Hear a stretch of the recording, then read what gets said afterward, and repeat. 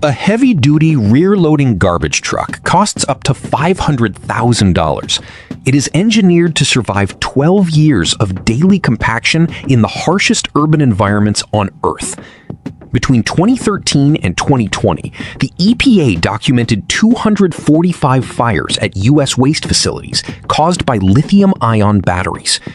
By 2024, industry trackers recorded $2.5 billion in fire damage across North America in a single year. The machine hasn't changed. The waste has. To understand what is actually happening inside one of these trucks, you need to understand what the compaction system is designed to do. A standard rear-loading collection vehicle uses a hydraulic packing blade to compress incoming waste against the resistance of a full load body. Hydraulic pressure acts on a piston area to generate force. That force drives a blade through the waste chamber. The result is a compaction ratio of roughly 5 to 1. 5 cubic meters of loose waste becomes 1. This is the core economic logic of the vehicle. Denser loads mean fewer trips to the transfer station.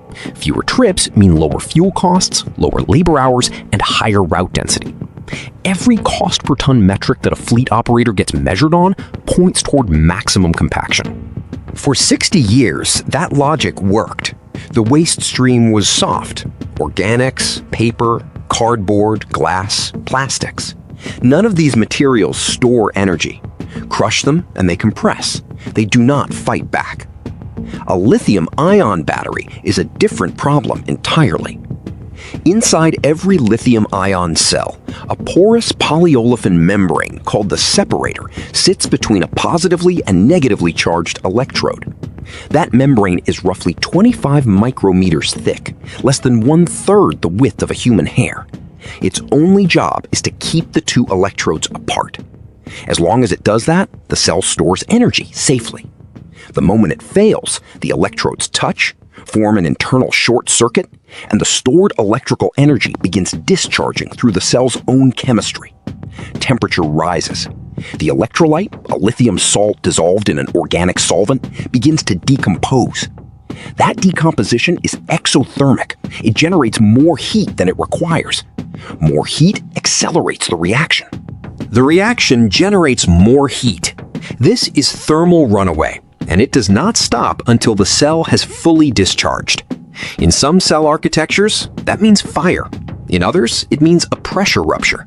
In a sealed compactor body, it often means both. The specific temperature bands vary by cell chemistry and state of charge, but the mechanism is consistent. The separator does not rupture under some exotic, extreme force. It ruptures under the ordinary operational pressure of a municipal compactor running a standard residential route. This is the design collision the waste industry has been watching build for a decade.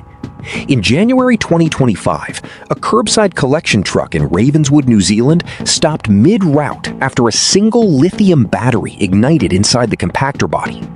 The driver dumped more than 6 tons of burning rubbish onto the road. Fire crews had to block storm drains to prevent contaminated runoff. The truck survived. The route did not. That was one battery on one truck on one morning. Multiply that across a national fleet. The United States operates between 100,000 and 150,000 collection vehicles. Each carries a service life of 8 to 12 years. In that operational window, it compresses millions of items. The percentage of those items containing a lithium-ion cell has risen with every consumer product cycle for the past decade. Smartphones, laptops, tablets, power tools, e-cigarettes, e-bikes, e-scooters. The World Bank projected global municipal solid waste generation reaching 2.2 billion tons per year by 2025. The battery load embedded in that waste stream is not a rounding error. The EPA's 2013 to 2020 dataset documented 245 fires at 64 U.S. facilities attributable to lithium batteries. 78% of the material recovery facilities in that sample had called emergency responders at least once. Industry trackers recorded 430 publicly reported fires at U.S. and Canadian waste and recycling facilities in 2024, up from 373 the year before. E-scrap facility fires alone rose 56% year over year. The 8th Annual Waste and Recycling Facility Fire Report estimated total regional fire damage for the U.S.-Canada corridor at $2.5 billion for 2024. The National Waste and Recycling Association reported a 41% rise in catastrophic loss events over 5 years. These are not accidents. They are a system producing its expected output. To see why, you need to map the incentive structure of the three actors who built this situation. Start with the device manufacturer. A sealed, integrated lithium-ion pack reduces parts count, simplifies industrial design, supports thinner form factors, and cuts bill of materials cost. A user-replaceable battery requires additional enclosure engineering, adds assembly steps, and usually makes the device larger. Under pure market pricing, the manufacturer has no financial reason to prefer the removable design. The end-of-life cost of the sealed battery, the collection friction, the fire risk, the recycling burden, gets paid by someone else. It always has been. Now, look at the consumer. Correct disposal of a lithium battery requires locating a drop-off point, transporting the device there, and doing so during facility operating hours. In most U.S. municipalities, that means a trip to a specific retailer or a scheduled hazardous waste event. The alternative is the trash bin, immediate, free, and available every week. The consumer receives no direct financial penalty for wrong disposal. The cost of the resulting fire distributes across the municipal budget, the insurer's book, and the rate base of future utility customers.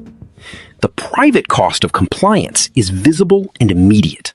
The social cost of non-compliance is invisible and deferred.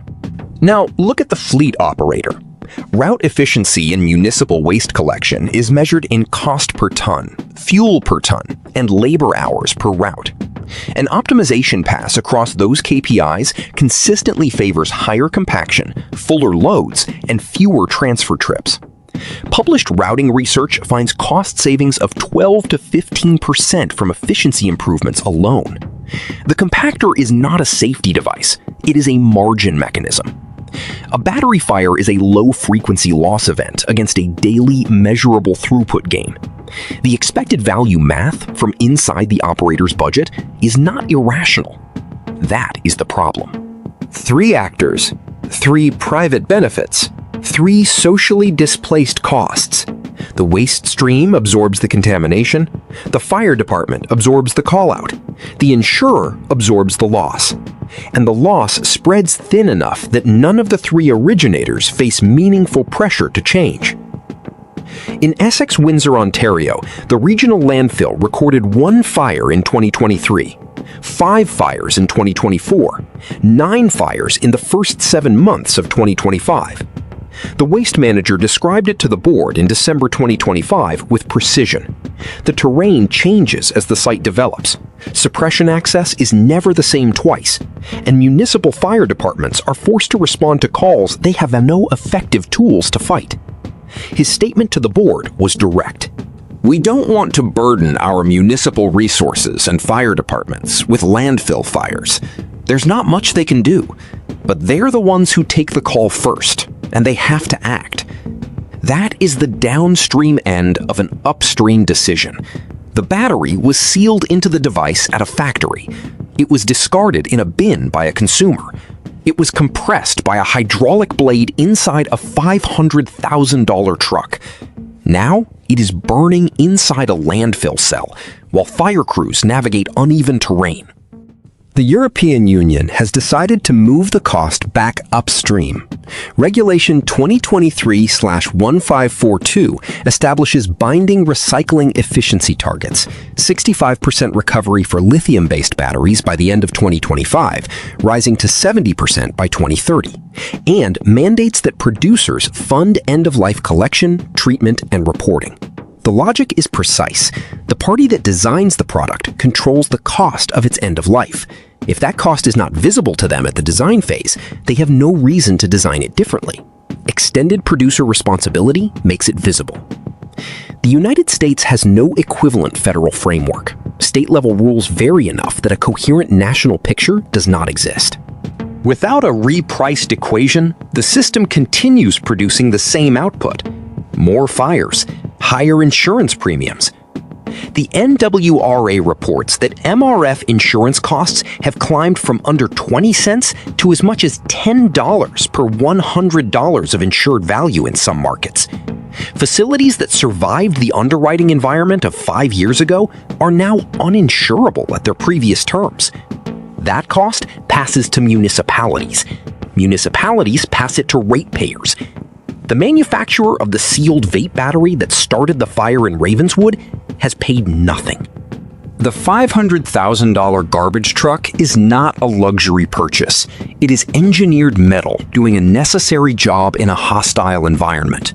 But its operating cost now includes a risk it was never designed to carry. A risk that was designed into consumer products upstream, transferred through the waste stream invisibly, and absorbed at the exact point of maximum mechanical stress. Every economy eventually pays for the externalities it buries. Most of them it buries in a landfill. Some of them, increasingly, it discovers are still burning when they get there.